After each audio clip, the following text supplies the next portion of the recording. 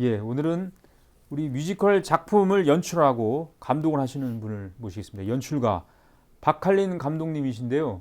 우리가 이제 월정사에서 그 뮤지컬 작품을 우리가 본 적이 있습니다. 리파카 무량이라고요. 그래서 더 알려주신 분인데 오늘 나오셨습니다. 안녕하십니까? 안녕하세요. 예. 요즘 근황이 궁금해요. 최근에 뭐 여성지 인터뷰도 한 것을 제가 봤는데, 그러니까 새로운 작품 준비를 하고 있습니까 지금? 네, 6월에 국립극장에 네. 그 헤어룸에서 국립창극단과 함께 저희가 소재가 조금 어려운데 예. 지난번에 뭐 리파카 무량이 리파카 불교였으면 예. 이번에는 무속 소재로 제가 수년 전에 써놨었던 건데 이거를 이제 한국의 무속에서는 뭐 더 잘 아시겠지만 이 강신의 세상이 있고 세습의 세상이 있는데 음악과 형식이 되게 달라요. 근데 그게 그러니까 음악을 모르시는 분들이 많이 모르는 분도 있고 늘 화려한 그림, 뭐 작듯하고 이러는 그림만 영화에서 그렇죠. 보신 듯해서 이 두 가지가 어떻게 다른지를 이제 원래 보여드리려고 했던 작품이었는데 국립창극단에서 하게 되면서 저희가 이제 강신무의 얘기만 한국에서 어떤 대단한 힘을 가진 아이가 태어나는데 이 오대륙의 이 우주의 소리를 듣고 우주를 빌어주게 되는 큰 만신으로 변하는 과정에서 세계의 오대륙의 아픔들을 저희가 빌어주는 내용까지 포함한 좀 방대한 무속 작품입니다. 그래서 만신 페이퍼 샤먼입니다. 페이퍼 샤먼. 네, 종이무당. 종이무당. 네. 근데 이게 어느 정도 이렇게 지식이 있어야 될 것 같은데 좀 공부도 연구를 좀 조사도 해야 되고 그렇지 않습니까? 조사는 엄청 많이 했고요. 많이 했군요. 예. 그리고 저희가 집안이 또 불교 배경이다 그렇죠. 보니 근데 그 이전에 또 무속과 토속 신앙이 또 있는 집안이어가지고 어릴 때부터 늘 좀 이 표현이 좀 그렇지만 끼고 살았다고 그래야 되나요? 그래서 늘 너무 편했던 그래서 제가 이제 불교 집안이라고 할 수는 있는데 저희 한국 집안은 제가 불교 이론은 전혀 모릅니다. 단지 늘 스님들과 놀았고 그렇죠. 경험이 절이 저희가 가지고 있던 절이 있어서 암자가 그래서 늘 그 스님들과 주말에는 등 달고 뭐 그림 그려 주시고 그게 저희 그냥 집안의 하나의 주말에 벌어진 일 저희 거였으니까 그래서 이론으로 접근을 한 게 아니라 무속과 어떤 신들에 대한 얘기와 불교까지의 그렇죠. 저는 그냥 집안에 늘 있었던 거라 향 피우는 거는 매일 하는 거였고 의미를 그렇게 부여하지 않고 편했던 내용이었죠. 그 절에 산신각이 있어요. 네. 절에 네. 그 산신제를 합니다. 예, 네. 그렇게 다 관련이 있다고 보고. 근데 아까 영어로 이제 뭐 페이퍼 샤먼. 네. 근데 무대와 의상이 다 종이인가요? 제 뜻은 그랬으나 이제 또 안전 문제와 그 다음에 실제로 저희가 표현하고자 하는 그런 부피와 무게 때문에 저희가 많은 부분을 종이로 쓰는 게 있고 표현을 하는 게 있고 또 무속이면 한지를 많이 쓰잖아요. 예. 그래서 뭐 의상도 일부가 저희는 또 한지로 돼 있는 게 있고 소품, 뭐 무대 자체가 뭐 한지로 만들어졌다, 뭐 이런 거지 전체가 다 한지는 될 수는 없지만은 그 뜻에서 페이퍼 샤먼이라고 한 거는 아닌데 어떤 종이 백지에 수많은 글을 써내려갔을 때 소설이 되고 그거를 또 잉크를 물에 담그면 또 없어져서 백지가 되고 종이는 나무에서 와서 또 자연에서 출발을 한 거고 그렇죠.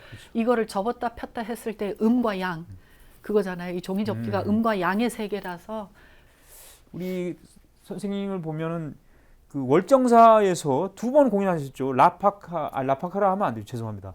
리파카 무량을 발표하셨는데 2021년하고 2022년 연속하셨어요. 3번 하셨습니까? 제가 잘못 알았군요. 불교로 소진한 뮤지컬 작품은 처음에 제안하신 게 아니라 제안을 받으신 거 아니에요?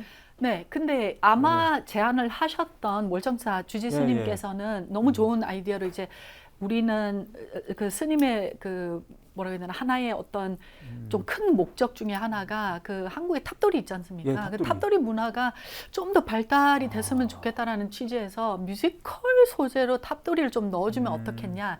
근데 제가 탑에 대해서 써놓은 작품이 있었어요. 한 90년도 초반에. 그래서 뭐 넉 달 만에 만들어 달라고 했을 때는 다른 뮤지컬이었으면 저희는 1년 넉 달을 주셔야지 넉 달 안에 그렇죠. 못합니다 했는데 그렇죠. 하필 저 대본 있어요.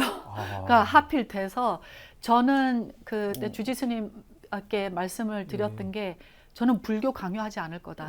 이거는 스며들어야지 나처럼 그렇죠. 그냥 저는 탑을 만드는 석공의 얘기. 근데 하필 불국에 어느 옛날에 천 몇백 년 전에 불국에 살고 있는 어떤 판타지 나라 속에 그 석공이 태어나고 그거를 겪고 의미를 부여를 하고 아픔을 겪고 8가지의 이 지식을 얻고 몸에 넣고 그 다음에 그 위대한 탑을 쌓는 이런 석공의 입장에서의 작품을 만들겠다. 그리고 그 탑을 지었기 때문에 석공이 탑돌이까지 연결을 하겠다 했을 때 좋다. 좀 같이 해보자 해서 저는 너무 즐겁게 3년을 또 주셨어요. 완성하는 데까지.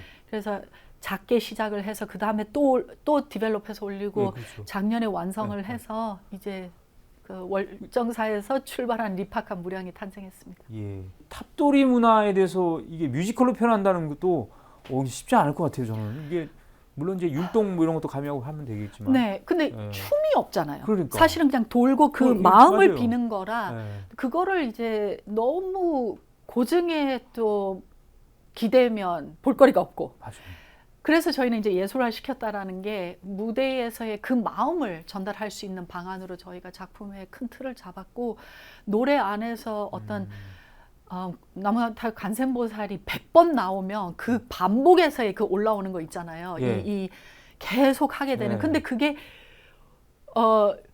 어떤 부처님 상 앞에서 빌었던 게 아니라 그 석공은 내가 새기는 이 모든 글들과 그림들이 이 딱딱한 돌에 살아나서 온 우주에 평화를 빌게 해주는 그런 그림으로 탄생을 하면 좋겠다 해서 빌 때의 이 느낌과 그러니까 불교를 강압적으로 하지 않고 옆으로 그리고 뭐 또 그런 노래들이 가사에서 우리가 참 사람 마음을 움직이는 게 가사에서 참 쉽거든요. 가사가 그래서 그거에 도구를 좀 많이 그 기법을 많이 써서 그리고 탑돌이 할 때 어떤 춤으로 표현하기도 했지만 이제 뭐 던지는 것들도 있어요. 뭐 가루라든지 해서 그 희열 또 해탈 뭐 어떤 깨달음 이런 것들을 좀 시각적으로 좀 많이 부여를 해서 만들었죠. 이 밸런스 참 이게 스며드는 거 이게 참 중요한 것 같습니다. 지금까지 뮤지컬 연출을 하시는 박할린 감독님과 함께했습니다. 오늘 대단히 고맙습니다. 감사합니다.